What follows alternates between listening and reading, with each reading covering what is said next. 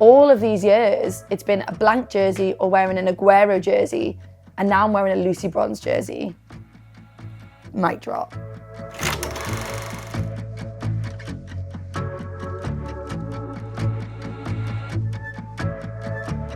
Okay. So my name is Helen Hardy, and I'm the founder and CEO of Foudys, which is the world's first women's football retail platform. We're here in Manchester at my head office, which is an absolute mess at the moment because we're in the middle of the Euros. My relationship to football starts pretty much from birth because I'm from Newcastle, and when you're from Newcastle there's no choice. So I was put into a black and white strip as soon as I came out of my mother. I'm one of 3 girls, and all 3 of us are football fans, but I'm the youngest, and I definitely took on football a lot heavier than my sisters. I wanted to play it, I wanted to watch it, I wanted to get the computer games, I wanted to be in the stadiums, if it was football related. That was my bedroom wall. It was like Shearer and Ginola and Tino Asprilla. From about the age of 6 or 7, I was collecting football shirts. It started with obviously Newcastle United.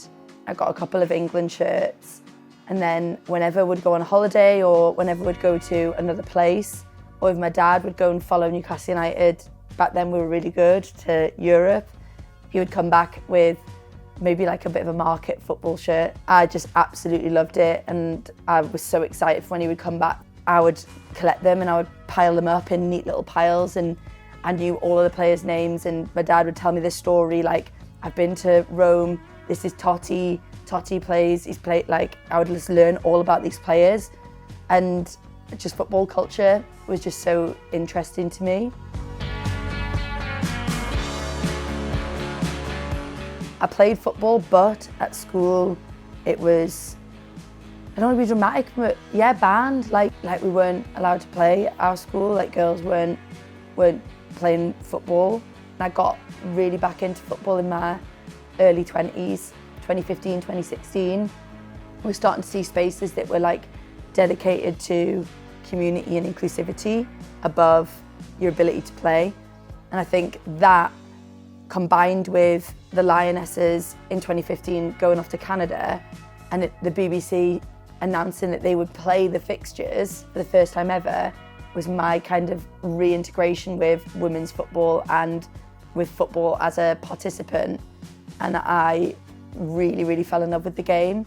Again, the men's game, the women's game, and playing, and it all collided at once.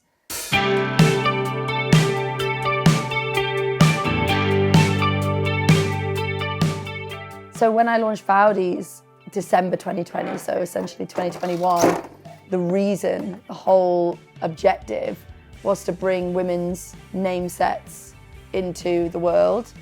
So at the time, Arsenal were selling women's names on the back of the jerseys on their online store only, but no other club in the WSL, in formerly the Championship, in the FAWNL, the National League, were selling women's names on the back of jerseys. And for me, that was what denoted it being a women's football jersey. I want to wear a Man City shirt, but not Man City. I want to wear a Lucy Bronze shirt. This was 2018, 2019. I want to wear a Steph Houghton shirt. I want to wear a Jill Scott shirt. I'm going to the stadium every week to watch Man City women, and I'm living in Manchester now, and I want to wear a WSL sleeve patch.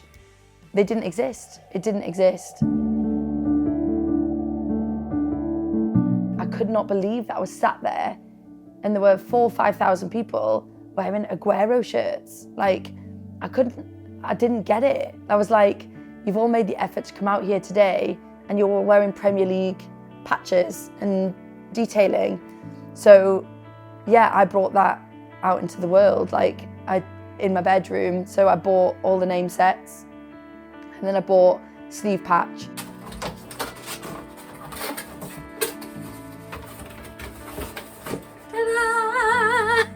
Crazy decision, because it was with all of my redundancy pay. So I had £3,000 and I spent 250, 300 on a heat press machine from eBay, and then the rest of it, every penny of it, on letters.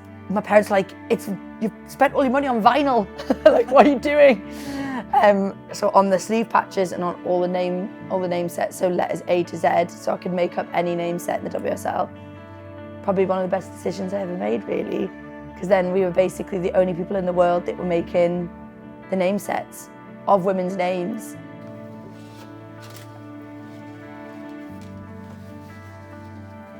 Look at that stunner. I'll lick your Martens. That's good, doesn't it? And still then, I was getting messages being like, can I have a Ronaldo shirt? I was like, I don't do men's names.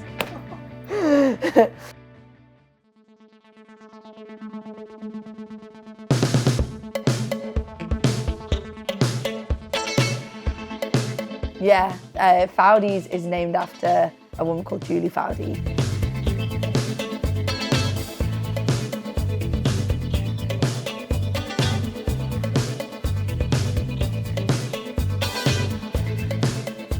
It's probably a really naive decision to name my business after someone I didn't know back in 2020. I just really admired her. I wanted a word that was like short and punchy but represented something. And Julie Foudy was the talisman of the US Women's 99er team.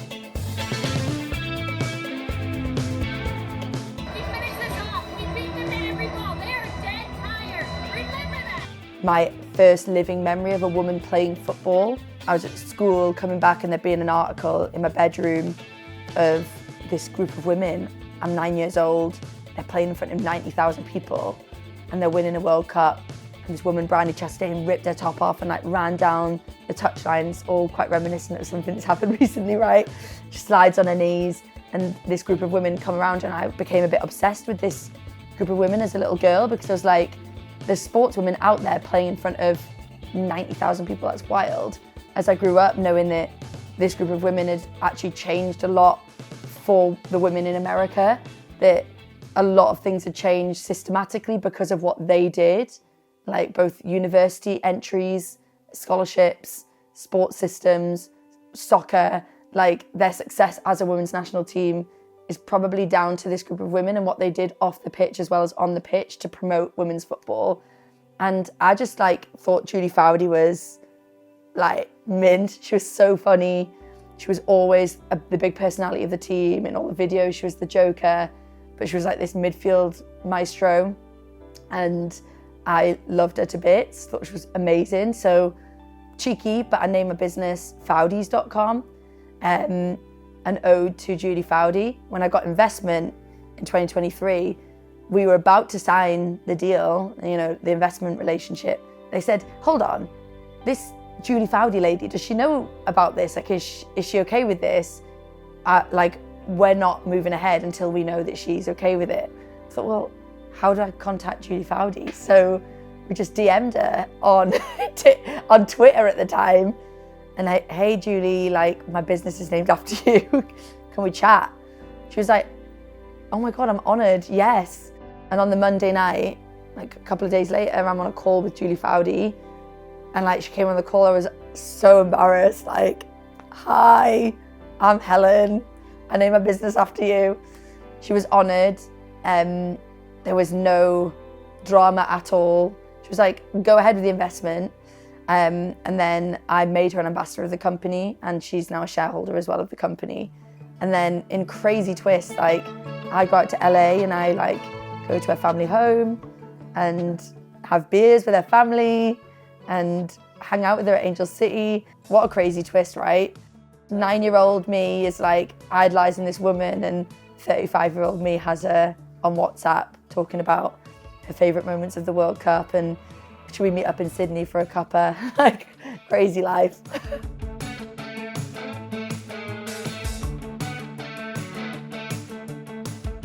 I wouldn't say that I'm anywhere near where I need to be or where I want to be in order to like create a business that is sustaining itself. I think is a bit of a misconception and I want to be really honest about it because I think there's a misconception that it's like you see all of this stuff, or people see all of this stuff surrounded by like thousands and thousands of units, and it's like, made it. In the first year, I made from my bedroom £53,000 on my own, but I made £0 profit. And that's because I didn't have a relationship with Adidas, I didn't have a relationship with Nike. So I was going into the sports store, buying the shirt from the shelf, taking it home with me. So I'd get 20 orders, I'd just go around the local stores at the Arndale in Manchester, or go to Sports Direct down at Salford, and I'd buy the shirt from the shelf, take it home, and then print the women's name on the back.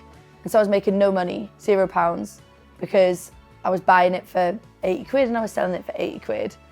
But by the end of the year, I was like, oh, I've made all this money, made 53 grand, and I had nothing to show for it. But I was the happiest I've ever been. I was so fulfilled. So what I was doing was I was working in a pub. It was so fun. I just was like doing something that felt really meaningful. I was getting so many messages, like I'd send out a shirt to a customer and it was such a personal experience with that customer because I was only having like 20 customers, 30 customers a week. So I was messaging them like, do you like your shirt? They were like, honestly, the feeling of being able to wear a woman's name on the back of my shirt like feels so empowering. I remember once going to the Etihad to watch the first derby at the Etihad, and I was walking through the turnstile area and I saw someone wearing a City bronze WSL jersey, and I knew it had to be me. It had to be me that did that shirt. And I was like, oh my God, like I've seen one out in the wild now.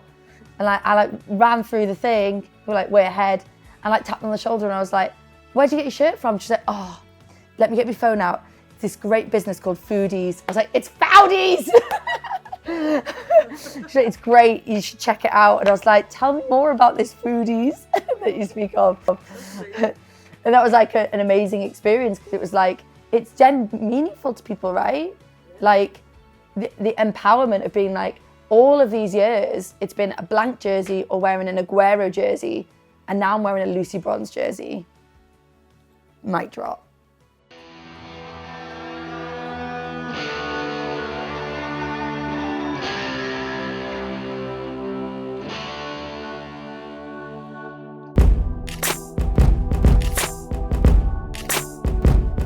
So it's been a long time coming, but we launched in a space on Regent Street next door to Apple. I still say it and I'm like, isn't it silly? I mean, what a silly life we have. Yeah, it launched on the 5th of June, the same day as the England shirt launch, which was fun. I don't even really know how to put it into words. Like, Regent Street is world famous. It's probably one of the top 3 shopping streets globally. It's literally next door to Apple. Like, it's not a joke. Come out of Oxford Circus, there's the women's sports store. It's wild.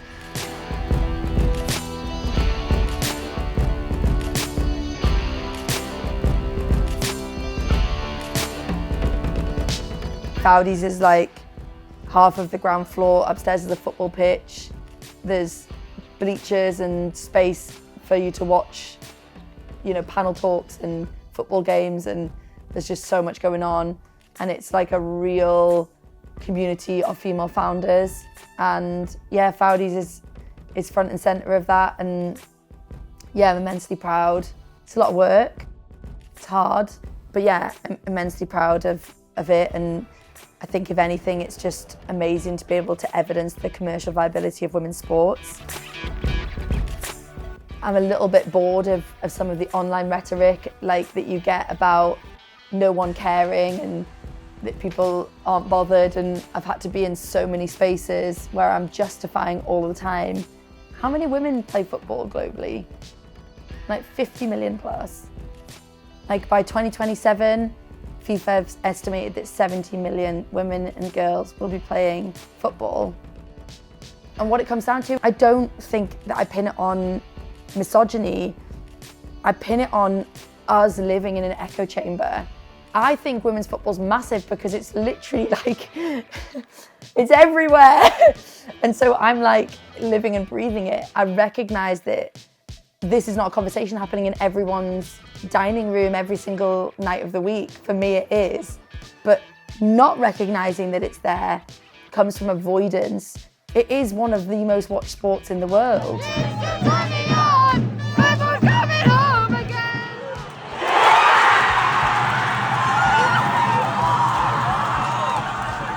It fits into the top 3 or 4 global watched sports events ever. 1.2 billion people tuned in the 2019 World Cup. Like, we're not, like, this is, the growth trajectory is insane.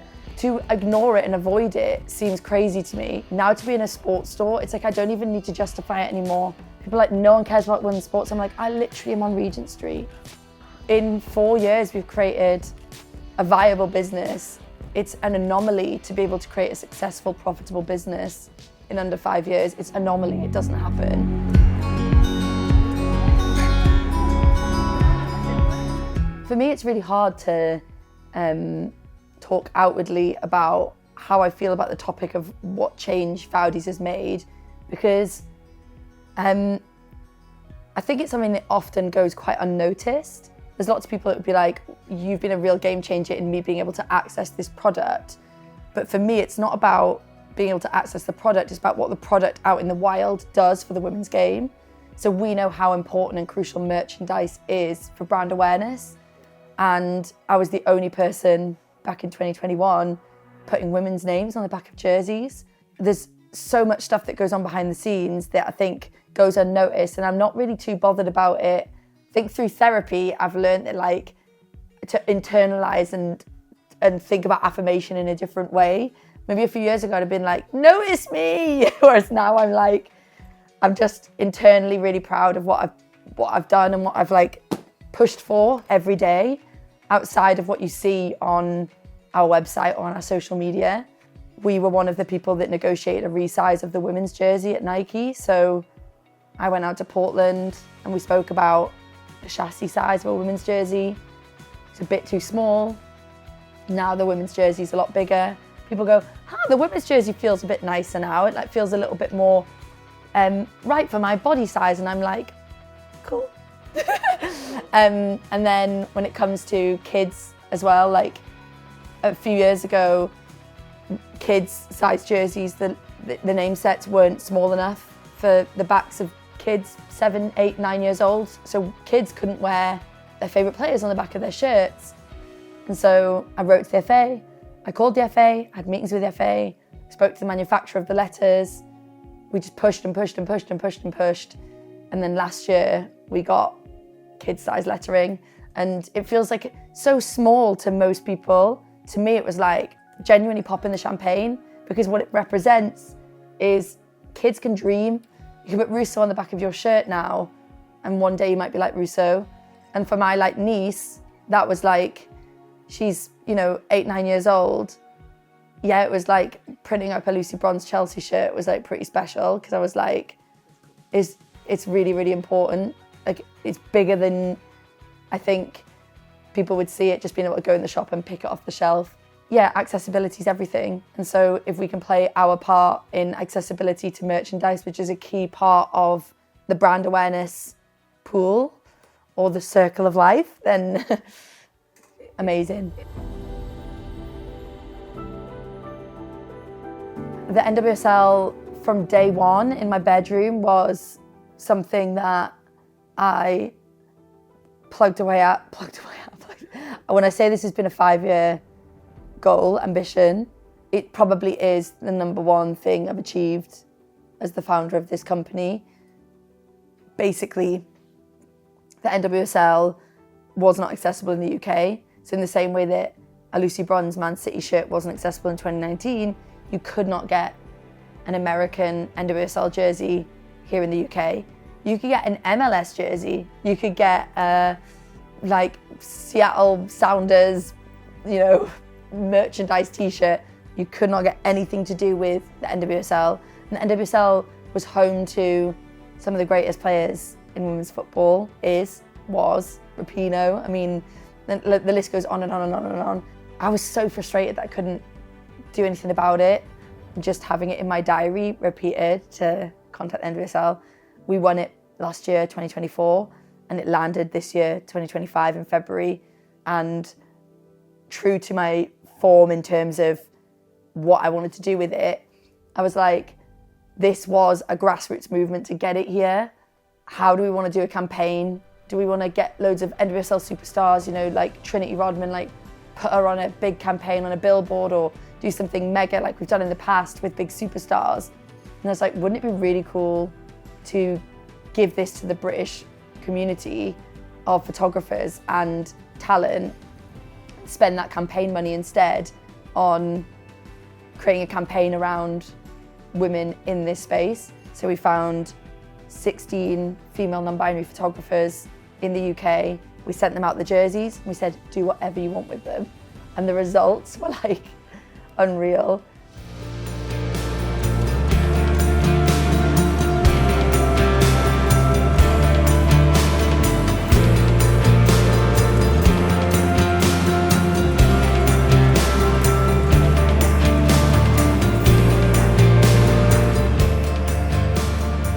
And so it was like 16 people that some of them didn't know each other.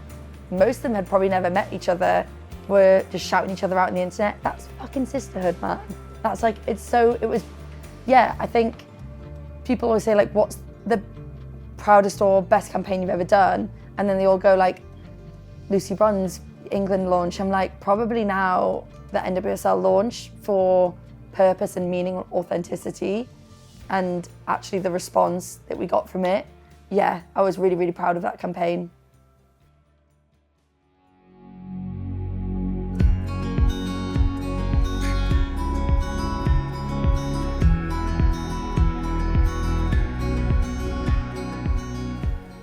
What's nice for Foudys?